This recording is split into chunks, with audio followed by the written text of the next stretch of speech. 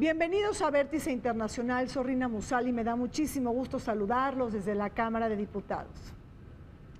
Hoy ponemos nuestra mirada en la celebración de las elecciones presidenciales en Rusia que tendrán lugar el próximo 18 de marzo.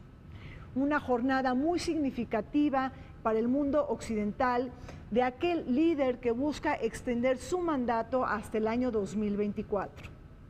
El día de hoy revisamos el legado de Vladimir Putin en Rusia, las claves del juego político y electoral, así como el regreso de Rusia a la escena internacional.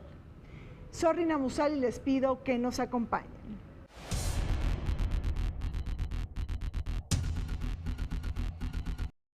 El 9 de agosto de 1999, el entonces presidente de la Federación Rusa, Boris Yeltsin, anunció el nombramiento de Vladimir Putin como primer ministro para convertirse apenas 4 meses después en presidente interino tras la dimisión de Yeltsin el 31 de diciembre siguiente.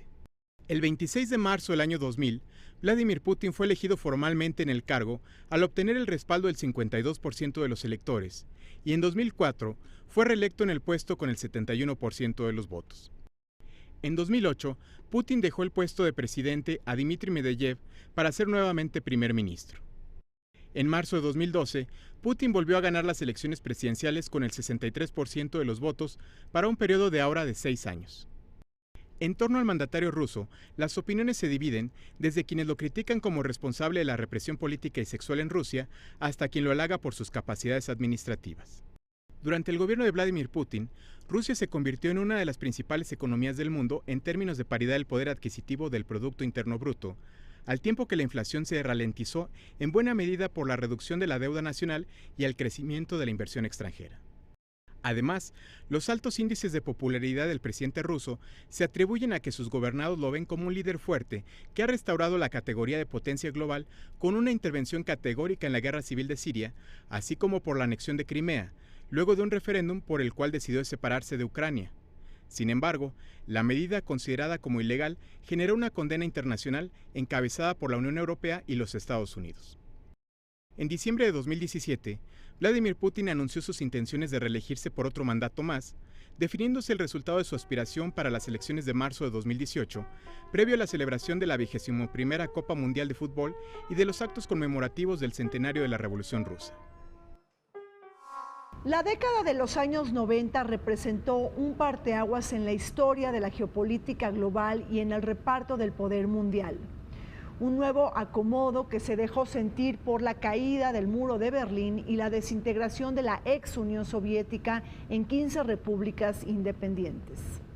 A una Rusia agraviada y humillada por la implosión del imperio y por la derrota en la Guerra Fría, le siguió la disolución del Pacto de Varsovia, esta alianza militar soviética que incluyó a los países de Europa del Este y que tuvo como propósito contrarrestar la OTAN y contrapesar sus políticas de seguridad y defensa basadas en el marcaje de las zonas de influencia. Bajo esta catarsis política llegó la década de Boris Yeltsin en Rusia, que terminó con decadencia política y descomposición social. El mismo Vladimir Putin, Eduardo, una vez dijo, ¿no?, la desaparición de la Unión Soviética es la desgracia geopolítica más grande del siglo XX. Así lo catalogó Putin, ¿no? Lo que más influyó en el devenir histórico del mundo. Se cayó la Unión Soviética, un imperio de 22 millones de kilómetros cuadrados, de 12 usos horarios, con 240 millones de habitantes, como tú señalas, 15 repúblicas, ¿no? Y además una serie de repúblicas autónomas en Rusia. Todo eso desapareció. Entonces, determinó efectivamente el devenir, no solamente económico, sino también político del mundo, ¿no? Desaparece el enemigo de Estados Unidos, se queda nuestro vecino país del norte como el gran gendarme del mundo, comienza con su modelo o su sistema unipolar internacional, ¿no?, el cual concluye en el 2000 cuando Vladimir Putin llega a la presidencia de Rusia. no solo de Rusia, pero del mundo. O sea, al final sí fue un fin de una era donde las ideologías se rompieron y viene una etapa de reacomodo en los 90s a nivel internacional, de sistema mundial internacional. Y luego en el tema de Rusia, estos 10 años de 91 a 2000, que es cuando llega Vladimir Putin como presidente, fue una época muy gris o muy oscura dentro de la historia de Rusia, considerando que siempre habían sido considerados imperio. Entonces dejan de ser imperio en aspectos ideológicos, políticos, económicos, militares, sociales, y ahora se convierte en un elemento que le da una plataforma al hoy candidato nuevamente a la presidencia de Rusia. La llegada de Vladimir Putin generó un cisma adentro y afuera de las fronteras de Rusia. Putin es la figura que encarna el renacimiento nacional de Rusia después del trauma y desmoralización colectiva que acompañó al colapso de la Unión Soviética.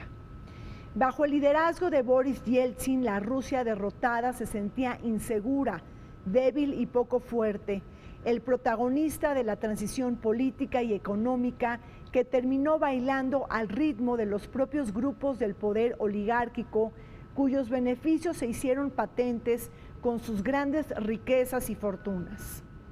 Aquellos magnates y empresarios que se favorecieron del brinco saltado del comunismo al capitalismo y de las privatizaciones de las empresas del Estado. Como líder supremo, Putin decidió combatir a los oligarcas con mano firme en la construcción de la economía de mercado. No olvidemos la pugna de Putin con Mikhail Jodorowsky, el presidente de la compañía petrolera Yukos, que terminó en la cárcel.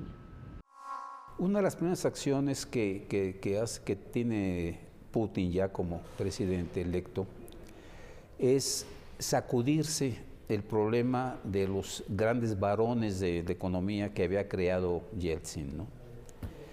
Encarcela al dueño de la principal petrolera rusa, de Yukos.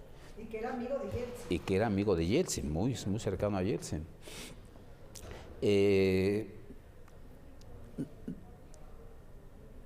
Recupera una serie de empresas que se habían privatizado, las vuelve a estatizar.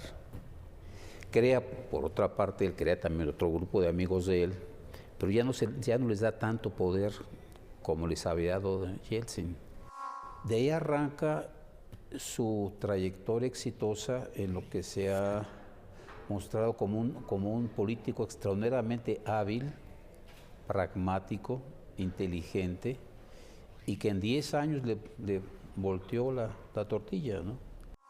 La élite, ¿no? La familia de Yeltsin, lo que le llaman la familia de Yeltsin, enriqueciéndose, que por cierto, parte de esa también era Putin, ¿no? De esa familia, ¿sí? San Petersburgo, ¿no? Entonces, cuando a él lo dejan, la élite, no el pueblo, la élite rusa es la que le da la consigna de recomponer todo, reconstruir todo. Mikhail Gorbachev, sobre todo, dejó a una Rusia totalmente quebrada, que es lo que recoge Yeltsin. El PIB nacional en ese entonces de Rusia era de -15. Vamos, para que des una idea de cuál fue la caída de la economía. Y pasó en todos los sectores, ¿no? En el sector energético, en el sector de salud. La prueba está ahorita que tiene un alto índice de mortalidad los rusos, ¿no? Cayó la parte ambiental, la parte pública. Gorbachev dejó un país en quiebra y lo que trató de hacer Yeltsin y no lo consiguió fue vender lo que había quedado de Rusia. Yo creo que aquí, o sea, Putin como los políticos rusos en general, todos vienen de lo mismo, ¿no? De esa generación que crecieron en un sistema soviético. Y las diferentes secciones dentro del sistema, la parte política, económica, de inteligencia, se fractura en los años 90 y vuelve a converger en los 2000. Y eso es lo que hace Putin, y eso es parte de lo que se ve como su éxito de consolidación interna dentro de las élites, no con el pueblo, pero sí dentro de las élites, porque logra converger esto. Putin se sabe que era un agente de la KGB cuando se cae el muro de Berlín. Él estaba en Europa del Este, estaba en Alemania del Este y poco a poco se va llegando a los círculos cercanos de Yeltsin y al final se vuelve la mano derecha. Y Yeltsin, por temas de salud y demás, le deja básicamente la posición a él. Se convocan elecciones en 2000 y toma el poder, pero desde 99 Putin ya está en la escena, de hecho desde antes. Va a ser discípulo de Anatoly Sobchak en San Petersburgo, después se va a ir posicionando dentro de la estructura política del presidente Yeltsin hasta obtener, digamos, el liderazgo dentro de los servicios de seguridad, sobre todo la segunda administración de Yeltsin, hasta ser designado prácticamente por el mismo presidente para sucederlo en el poder.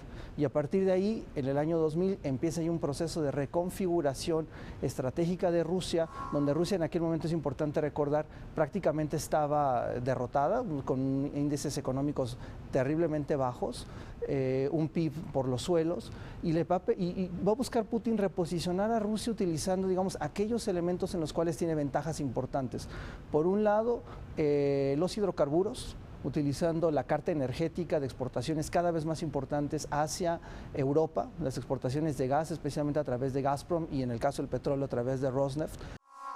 Con una pérdida de relevancia en el escenario global, Vladimir Putin se enfiló hacia la misión clave de proteger y cuidar de Rusia conforme al interés nacional.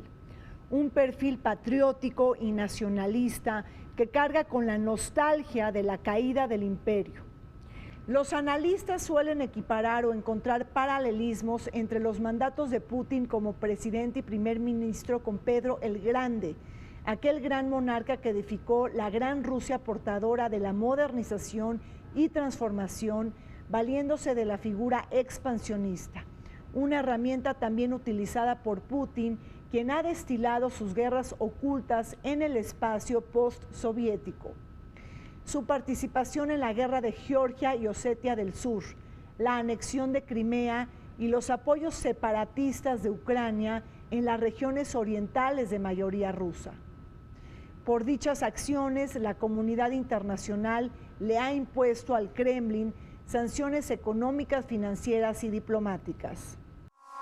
Putin también, con esta ideología que se crea alrededor de él y que él construye como putinismo, es también proteger a los rusoparlantes, no importa en qué país esté, además de seguir teniendo el control ahora sí como de los medios. En el caso del Caspio, pues está todo el control energético. En el caso de lo que sería Europa del Este o Rusia oriental, es ahora sí la canasta de comida de Europa.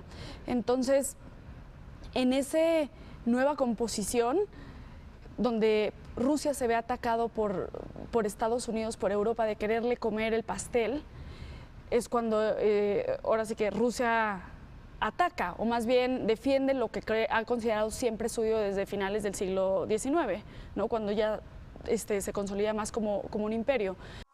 En la década del 2000, ¿no? Le prometieron a Rusia agregarla a la OTAN para calmarla, ¿no? Como lo hicieron con el G7, ¿te acuerdas? ¿No? Que era G7+1, Rusia ahí de apéndice, así también lo hizo la OTAN, ¿no? Te vamos a meter a la OTAN, tú tranquilo, vamos a tener un sistema energético único, etcétera, etcétera. Pero no fue así, ¿no? Comenzaron a militarizar la parte de Europa Oriental, Polonia, Hungría, Rumania, Bulgaria, ¿no? Pero lo peor fue cuando quisieron ya pasar al espacio postsoviético, que era Georgia y Ucrania. O sea, mientras fueron los países exsoviéticos socialistas europeos, no hubo problema. Pero cuando ya entraron a terreno postsoviético, allí es cuando Rusia ya comenzó a intervenir.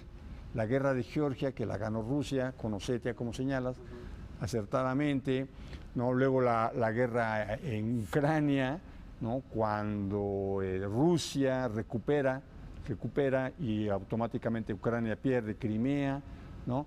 Y pierde dos territorios, Ucrania también, que es lo que se llama hoy Novaya Razia, o sea, la Nueva Razia, que es la parte oriental de Ucrania. ¿Cómo están jugando los temas de la política exterior en estas elecciones? Porque es interesante ver que a partir de la anexión de Rusia de Crimea, los índices de popularidad de Vladimir Putin no han bajado.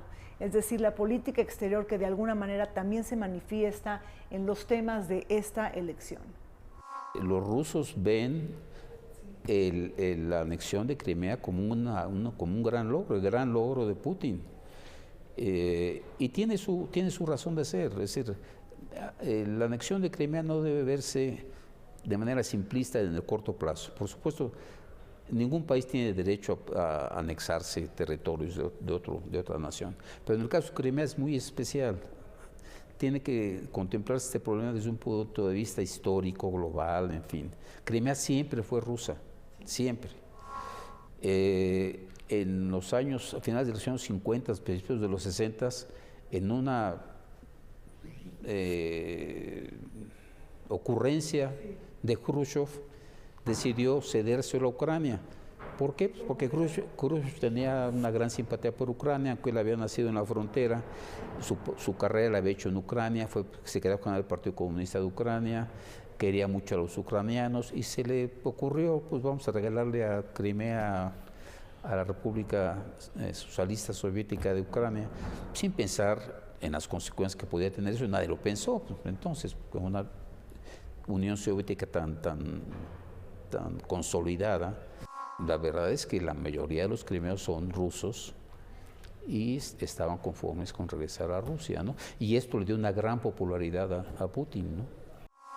Y la estructuración que tiene la política exterior de Rusia en su extranjero cercano, ¿no? Europa del Este, y muy importante, el reposicionamiento en el Medio Oriente a través del conflicto en Siria, donde ya recientemente, incluso en revistas militares estadounidenses, se acepta que Rusia efectivamente sí tiene una victoria militar, aunque con un alto costo también, ¿no? Un alto costo, porque llevar a cabo operaciones militares en el extranjero, cuando tu economía se está contrayendo y tienes una menor cantidad de ingresos por exportaciones de hidrocarburos, fue una decisión, yo diría, temeraria, pero que militarmente sí le funcionó a Putin la estrategia para minar el posicionamiento geográfico de dominio del Estado Islámico, ¿no?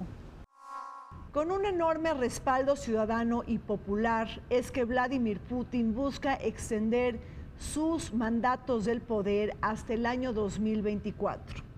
El presidente y el primer ministro que se han intercambiado los cargos institucionales para reforzarse rumbo a un cuarto periodo de gobierno, pero también para asegurar la predominancia en la toma de decisiones en Rusia. Y es que es importante comentar que Vladimir Putin no ha requerido pasar por el juicio de la segunda vuelta electoral porque los resultados en donde ha competido han sido claros y contundentes y tampoco ha caído el índice de popularidad a partir de la anexión de Crimea por parte de Rusia en el año 2014. Su ADN continuista se soporta o bien se respalda en el apoyo ciudadano, aunque en esta ocasión, en las elecciones presidenciales del 18 de marzo, hay un número alarmante de personas indecisas a la hora de votar. En los primeros mandatos de Putin, o sea, lo que es 2004, 2008, logra un crecimiento importante del PIB. No solo, o sea, coincide con que los precios de los energéticos son lo suficientemente altos que ayudan a costear el gasto social que implicaba como toda la política que tenía el putinismo en sí. Entonces gana gran apoyo interno. Y por otra parte, al final Rusia no deja de ser imperio, o en su concepción, y los rusos no dejan de verse como imperio. Y este tipo de acciones que tuvieron con las revoluciones de colores, con Georgia, con Ucrania, en Osetia del Sur, es como una reivindicación. La primera de las tres, ¿no?, que lleva más. Actualmente, como seguramente tú sabes, las encuestas están que va a sacar para esta elección quizás el 78-80% de la votación.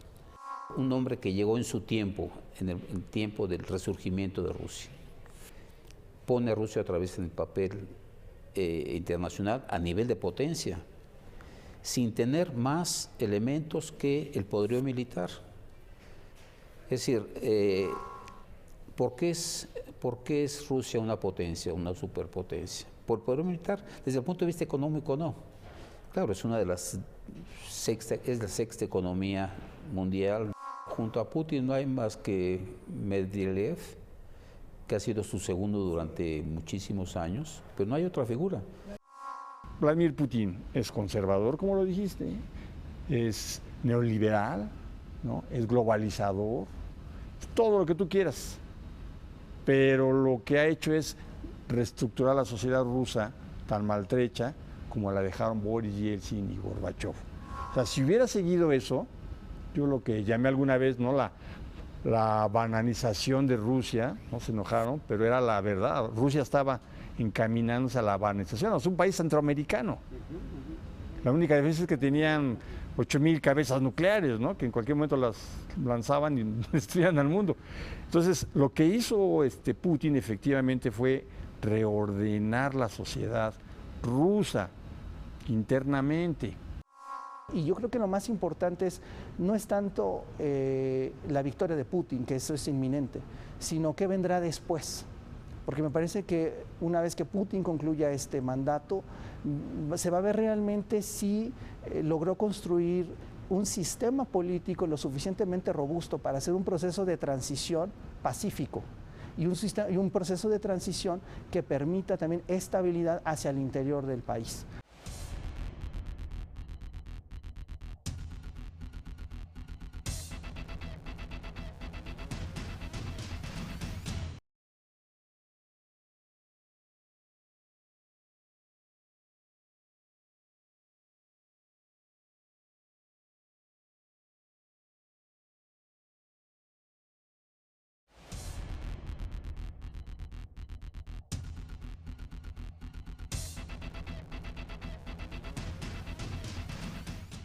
Vladimir Putin ha oficializado su candidatura independiente para la celebración de las elecciones presidenciales del próximo 18 de marzo.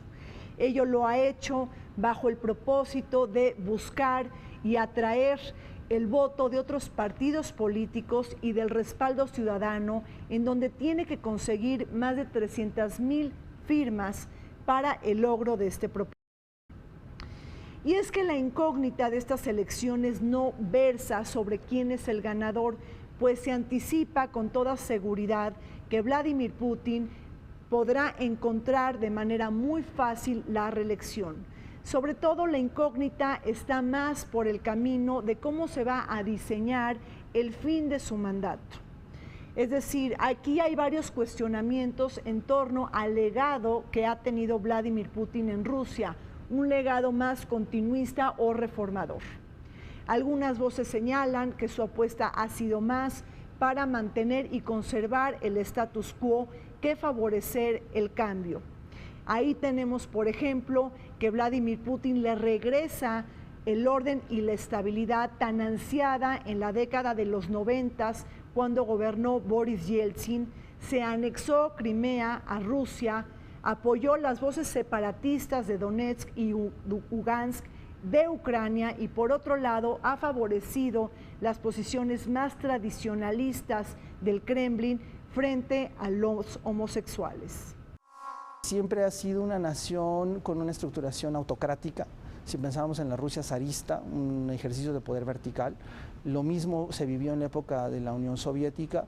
Y, digamos, en el periodo de transición hacia la democracia, unos años 90 muy turbulentos para Rusia, y después, digamos, el restablecimiento del orden, que eso es, digamos, algo que es muy valorado para la población rusa, el hecho de tener nuevamente un orden político y un orden económico, aunque enfatizo con ciertas problemáticas, especialmente en estos últimos 4 años, pero donde es indudable que Rusia, la población comenzó a tener mejores niveles de vida y mejores niveles de ingreso, especialmente en los años de Vladimir Putin.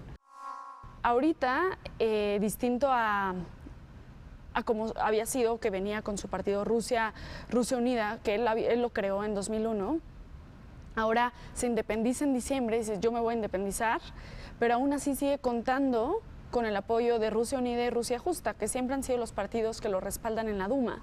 Entonces, es un mensaje de quererse deslindar internamente como de la clase política, yo creo que de miras a 2024, pero no tanto como el reelegirse, sino como los mecanismos que va a tener que crear para procesar, ahora sí como la pluralidad política que está surgiendo, pero por otra parte trabaja muy de cerca. La oposición débil y debilitada le ha dejado un camino sin mayores obstáculos a Vladimir Putin. Sin ventaja se apunta a Alexei Navalny, quien ha sido descalificado políticamente de la contienda por parte de la Suprema Corte de Rusia y acudido a la Corte Europea de Derechos Humanos. Se trata de la figura más conocida de la oposición que aboga por combatir la corrupción y las irregularidades en Rusia. Se trata de una figura que, al igual que otras, no han logrado tomar preponderancia frente al líder supremo. Cabe subrayar que en esta contienda se apunta Vladimir Zhirinovsky, el líder del Partido Liberal Democrático, quien se ha presentado como candidato presidencial en distintas ocasiones y oferta una plataforma política ultranacionalista, rechazando el comunismo, pero también el capitalismo neoliberal. Asimismo, Pavel Grudinin, del Partido Comunista, junto con el magnate Mikhail Prokhorov, este último, uno de los hombres más ricos de Rusia, también se han apuntado en esta batalla política. Lo que ha hecho Putin ha sido cerrar todavía más la oposición en cuanto a partidos, en cuanto a financiamiento, en cuanto a libertades de expresión, no medios de comunicación y demás. Y lo ha logrado controlar. Hasta ahorita no hemos tenido, o sea, en enero hubo importantes manifestaciones de este señor que comentábamos, distinto a Alexander Navalny, que justamente el año pasado creo que fue arrestado 3 o 4 veces, ya tiene una sentencia por la Comisión Central Electoral de Rusia, o sea, lo que sería el órgano administrativo electoral, o sea, como el INE, tribunal de allá. El Partido Comunista de Rusia, que es un poco una herencia del Partido Comunista de la Unión Soviética, sigue siendo el segundo partido en Rusia y sigue teniendo una votación superior al 20%. ¿Quiénes lo apoyan? Pues, muchos de personas de mi generación, por ejemplo, jubilados que vivieron las glorias de la Unión Soviética. El Partido Liberal Democrático, sí, que es un partido que no tiene nada de liberal ni de democrático, ¿no? Es un líder demagogo, la verdad, medio xenófobo inclusive, sí, ultranacionalista, pero en fin. Y una chica que está ahora haciendo ahí un papel pues de estrella de cine, la hija de Sobchak, que fue jefe de Putin, que fue alcalde de San Petersburgo, que es una animadora, conductora de programas de televisión muy famosa en Rusia, es candidata, no tiene la menor posibilidad de ganar, pero ha animado el debate.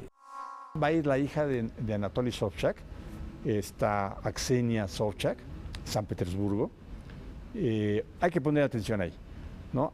Sobre todo en el relevo, no en esta, en el relevo. Porque Anatoly Sobchak fue el padre académico y político de Vladimir Putin. Él es uno de los creadores de la perestroika. En San Petersburgo, él trabajó en la Universidad de San Petersburgo. Y Putin y Dmitry Medvedev son de San Petersburgo. O sea, ahorita el poder lo tiene el grupo de San Petersburgo, político y económico en Rusia. Entonces están lanzando a la hija de Anatoly Sobchak, sí, Aksenia, que por cierto le acaba de tirar un vaso de agua a Zhirinovsky en uno de los debates, ¿no? Entonces, ojo con ella. A lo mejor, cuando ya se vaya Putin, ¿sí? Y deje un país ya más calmado, más fuerte, más con una clase política más responsable, a lo mejor ya le permiten llegar a ella. Alrededor de las críticas a los diferentes gobiernos de Vladimir Putin se apuntan la corrupción, el silenciamiento de voces opositoras y disidentes, la poca libertad de expresión, así como la intolerancia mostrada hacia la comunidad lésbico-gay y las legislaciones discriminatorias en contra de quienes promueven la homosexualidad. Estos cuestionamientos se aderezan con la falta de vocación democrática de Rusia, un país que se ha labrado en el corazón del imperio absolutista e institucionalizado un Estado fuerte, coercitivo y vertical, aunado a un modelo de gobernanza jerárquica y centralizada. El autoritarismo y la excesiva personalización del presidente encajan con la práctica del nacionalismo ruso, el hombre admirado por su manera de manejar la política internacional y por intervenir en los asuntos internos de las repúblicas postsoviéticas, su área de influencia. Todo este grupo de soviéticos que estaban dentro del Partido Comunista, que se salen ¿no? en los 90s y luego no se hallan, el Partido Comunista se ve disminuido en la Duma, vuelve a retomar fuerzas en los 2000s. Ellos al final tenían el control de los medios de todo por el sistema, o sea, medios políticos, militares, económicos, de comunicación, absolutamente todo. Y el artilugio que hace Putin es volverles a regresar ese poder, pero en una economía de mercado. Y entonces surgen los siloviki, que son estos grandes magnates rusos que tienen medios de comunicación, que tienen imperios, no sé, tiendas de servicio y demás. Y así se empieza a consolidar. Entonces se empieza a tener control sobre, como si fuera nuevamente un zar o como si fuera otra vez el líder del Partido Comunista. Digamos, movimientos de disidencia, movimientos que digamos sean críticos hacia la estructura de poder, van usualmente digamos, a ser atacados desde el poder presidencial. Y yo diría, porque eso forma parte de esa lógica de estructuración de la política bajo una estructuración no liberal. Es decir, en Occidente para nosotros digamos, es algo normal tener este tipo de movimientos sociales, pero que para la lógica rusa, donde el liberalismo no se vivió de la misma forma, me parecen dos momentos centrales en la historia rusa. Pensemos, por ejemplo, en el Renacimiento, pensemos en la Ilustración. Son dos momentos que Rusia no los vive como sí los vivió Europa. Entonces me parece que es algo muy importante para identificar la forma de la lógica de la estructuración, tanto de la lógica del poder como de la cultura rusa, distinta a la europea.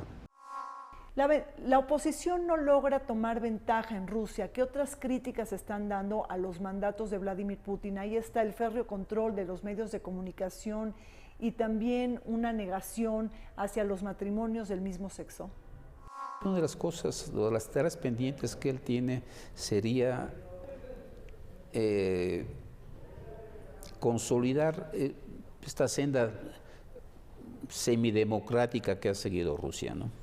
Pero es ahí donde no han podido consolidarse con un régimen absolutamente democrático. Quizás él podría hacerlo con la gran legitimidad con la que va a llegar ahora. Y puede darle más margen a la oposición. Pero, por ejemplo, en el control de los medios, ¿no? Se lo tiene muy controlado el Estado, aunque hay televisión privada y hay, obviamente, diarios privados, pero el control que ejerce el Estado sobre los medios es muy importante. Sigue siendo efectivamente una sociedad muy conservadora en cuestiones de familia, y eso es extraño, ¿no? Los homosexuales son mal vistos todavía por buena parte de la población, por ejemplo. Este tipo de cuestiones son las que va a tener que ir superando poco a poco Putin, aliándose con los grupos liberales, ¿no? Lo que sí se fue creando fue un estrato, ¿no?, de electores que trabajaba bajo consigna.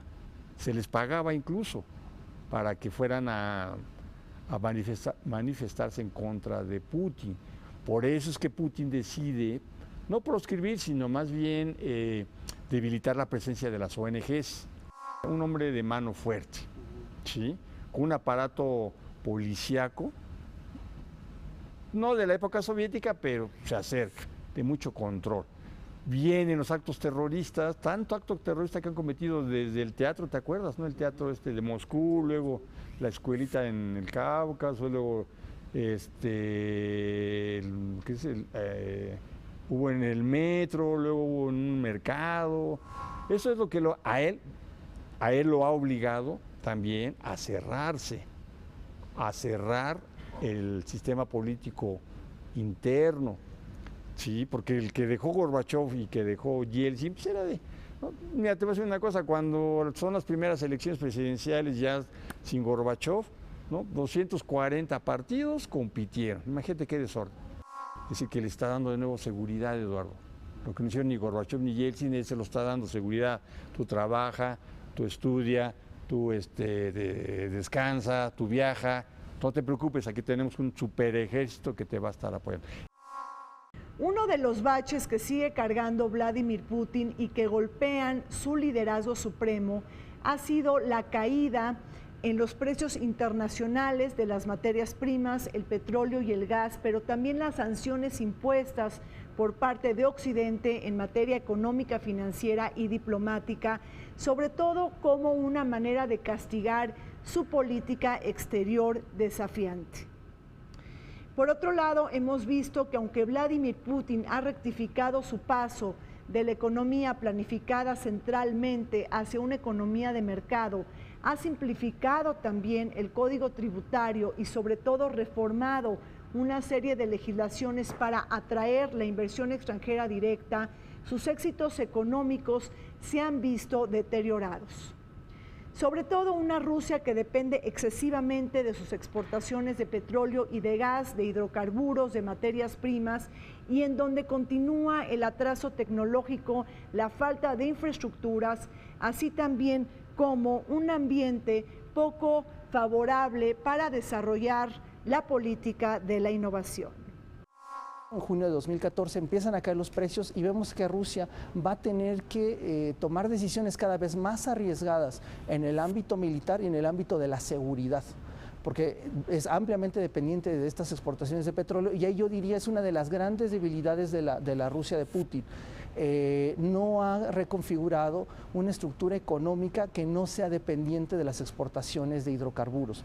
Recientemente vimos el 1 de marzo en su discurso ante la Duma, vimos cómo en su discurso mostraba a Rusia nuevamente muy fuerte en el tema, por ejemplo, militar, con nuevos sistemas misilísticos, digamos, equilibrando el marco estratégico nuclear con los Estados Unidos. Pero en el contexto económico me parece que ahí sí es una de las grandes deudas de estos 3 periodos de Vladimir Putin. Para él, seguir teniendo control de los hidrocarburos, de los energéticos en el Caspio, es un must, a pesar de que los precios del crudo no son los que teníamos hace 5 años, ahorita viene una tendencia a la alza moderada, a lo mejor no se llegan a precios de $100, $120, pero de lo que tenían al final de 2015, principios de 2016, que estaban abajo de $20, ahorita empiezas a ver una tendencia que ya están arriba de los 60. Eso le da mucha maniobra a Putin.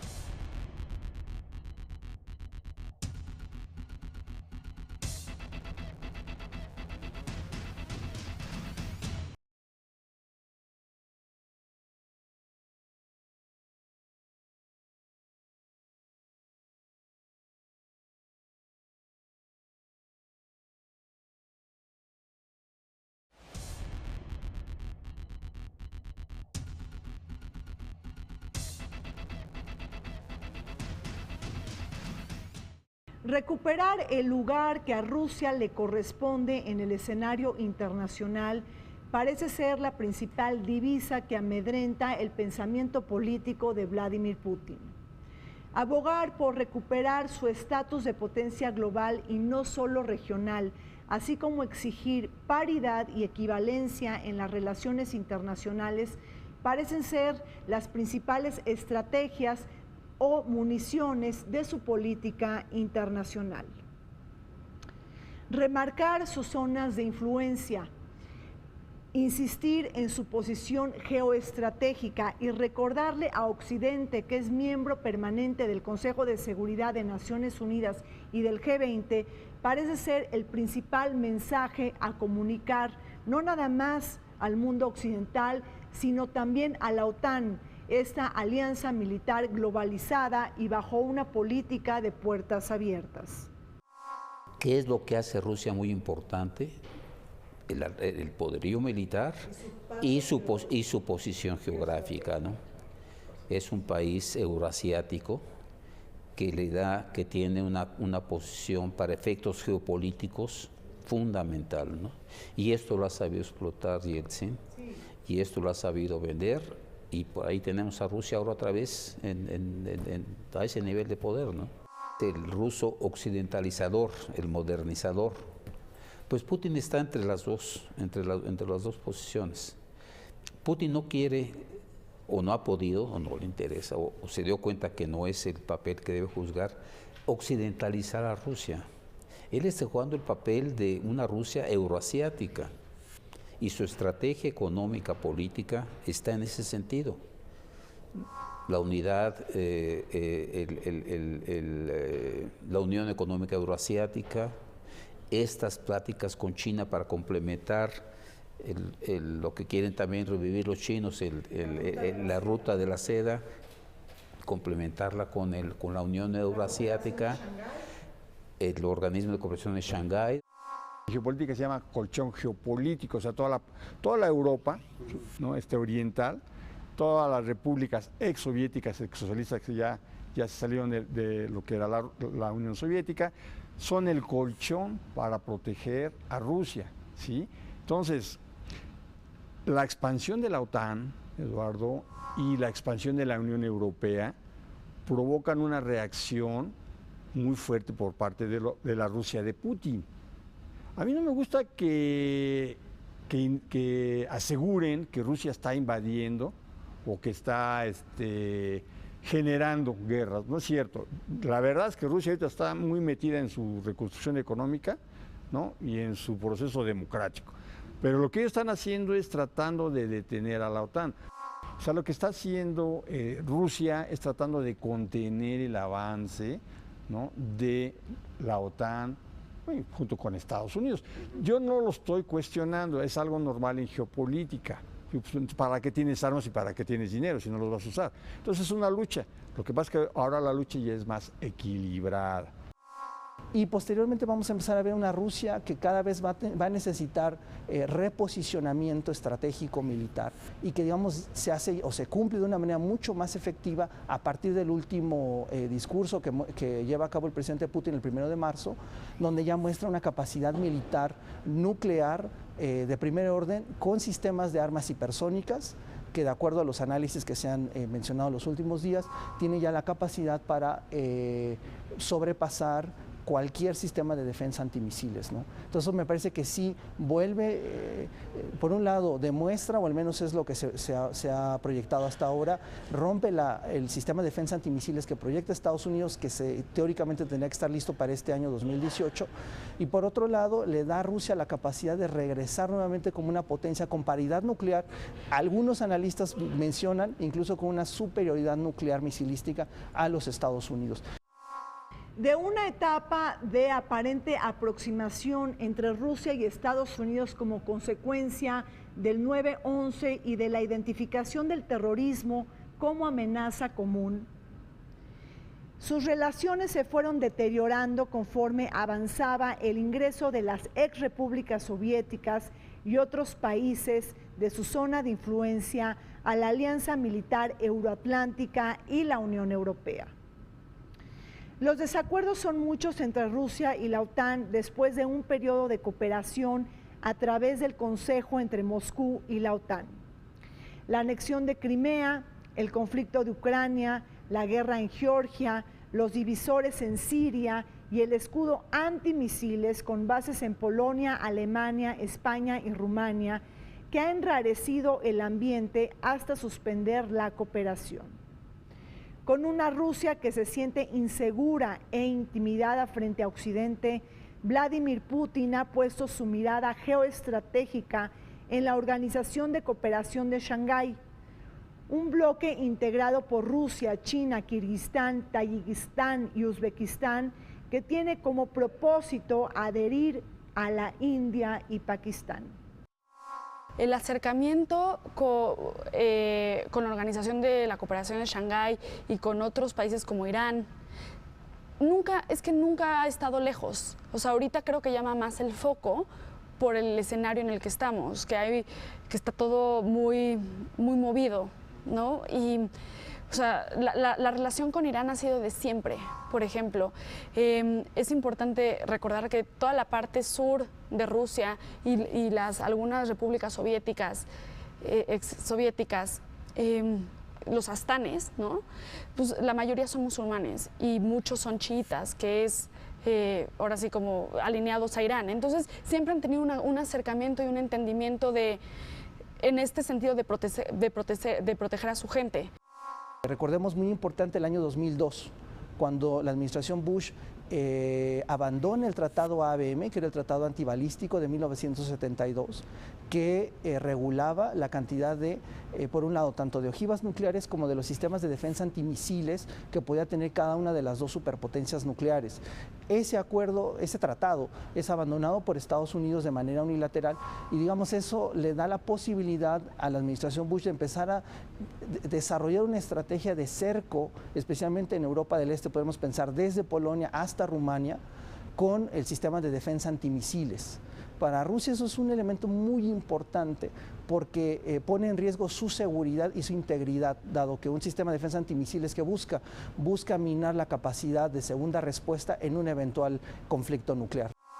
Algunos lo llaman el Pacto de Varsovia II, al grupo de Shanghái, ¿no? Y tiene como miembros, efectivamente, fíjate, ¿no?, a todos los países que rodean a Rusia. Yo me acuerdo que cuando empezó el avance de la OTAN y de la Unión Europea, a estos países se les llamó parte del cinturón sanitario, así le llamaron. O sea, para que Rusia no pudiera contaminar, ¿no? Y fíjate qué curioso, ahora ya con el reposicionamiento de Rusia, Eduardo, ya no están, pues ya están presentando un frente común todos esos países, sobre todo China, Rusia, creo que Irán también ya es miembro o es observador, la India y 3 repúblicas centroasiáticas, pues ya están en eso que ellos pensaron, Occidente pensó que podía ser su muro de contención para que no pudiera salir Rusia, pues ya se convirtió más bien en una zona aliada, ¿no? O sea, Centroasia, Kazajstán son amigos de ellos, Kirguistán, aunque tiene una base militar estadounidense, sigue siendo prorrusa, Uzbekistán, Kirguistán, etcétera. Entonces, en otras palabras, Rogelio, Vladimir Putin, quien representa el hombre fuerte de Rusia, que trae consigo un proyecto nacionalista, un proyecto de regresar a Rusia en la escena internacional y sobre todo mostrar estas cartas de la seguridad, del orden y de la estabilidad para Rusia. Putin no es popular en Occidente, en muchas partes de Occidente, es decir, nunca va a tener el encanto, el charme y la popularidad que tuvo Gorbachev, por ejemplo, ¿no? Pero Gorbachev era Pedro el Grande, era el que se quería occidentalizar. Putin es otro tipo. Putin está más preocupado por fortalecer Rusia, y es lo que no gusta en Occidente, que en tener una buena relación con la Comunidad Económica Europea o con la OTAN, ¿no? Yo no lo percibo como una amenaza para la paz mundial, por ejemplo. Lo percibo como un líder que está siguiendo una estrategia muy bien definida por su parte, que le esté dando éxito y que está haciendo en algunas cosas incluso un contrapeso favorable a la estabilidad mundial. De manera que ahí es donde está Putin jugando ese papel. No es, pues ni es Pedro el Grande ni es Iván Terrible, pero ahí está en medio de los dos. Las relaciones entre Estados Unidos y Rusia se encuentran en su nivel más bajo desde el fin de la Guerra Fría. La hostilidad y desconfianza mutua están incrementando los riesgos de una posible confrontación. Precisamente la actitud de Moscú, liderada por Vladimir Putin, frente a la política exterior hacia Occidente, es ampliamente admirada y secundada por la sociedad. Es decir, el gran apoyo y popularidad que recibe el hombre fuerte de Rusia al interior de su país se debe en gran medida a su actuación desafiante con Estados Unidos y Europa. En ese sentido, los temas de la política exterior sí juegan directa o indirectamente en el rally electoral del 18 de marzo, su política de gran garrote en la órbita postsoviética y su posicionamiento opositor y de enfrentamiento con Occidente que hacen más popular y factible su reelección y estancia en el poder.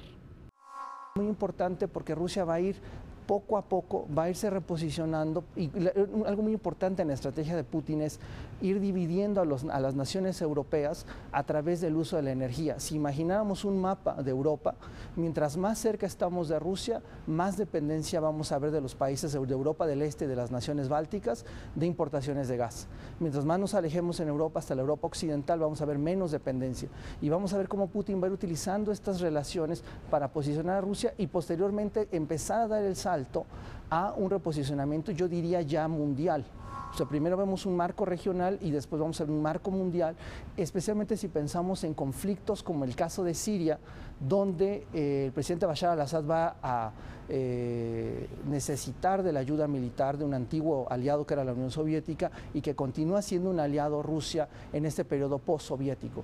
Rusia interviene a partir, recordemos, en septiembre de 2015 empiezan las operaciones militares de Rusia en Siria, en un momento donde pasa algo muy importante. Hacia el final de la administración de Barack Obama, los precios del petróleo van a colapsarse. Porque al final Europa requiere de los energéticos del Caspio y esos pasan, o sea, o vía por arriba o por abajo, o sea, norte o sur, y en cualquier momento Rusia cierra la llave y lo ha hecho. O sea, esas son las guerras ocultas, más allá de si los invadió o no, esa es la guerra oculta, que siempre en los diciembre si les suben el precio del gas y aleatorio, porque tienen un monopolio. Más allá de si ahorita estaban abajo o hace 2 años, igual se lo subieron.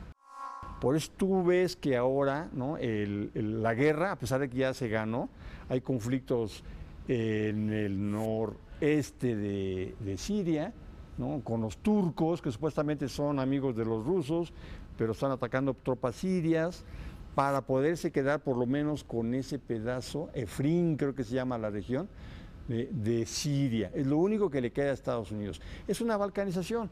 Yo lo he dicho abiertamente, ese fue un descuido de Rusia, para mí entró demasiado tarde a la guerra. La escalada de tensiones entre Washington y Moscú se ha recrudecido, no solamente por las sanciones financieras, diplomáticas y económicas impuestas a Rusia por su política exterior expansiva, sino también por una supuesta injerencia del Kremlin en las elecciones presidenciales de noviembre del 2016 en Estados Unidos.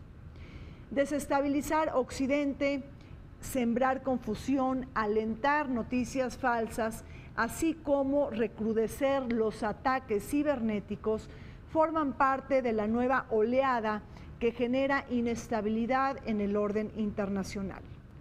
Y es que vale la pena recordar que existe en Estados Unidos un acuerdo bipartidista que coincide sobre la interferencia rusa en las elecciones en Estados Unidos, lo que le ha abierto la puerta hacia otras inquietudes en torno al desempeño del Kremlin en elecciones tan importantes como las de Alemania, Países Bajos y los referéndums que se dieron en torno al Brexit y la consulta popular en Cataluña.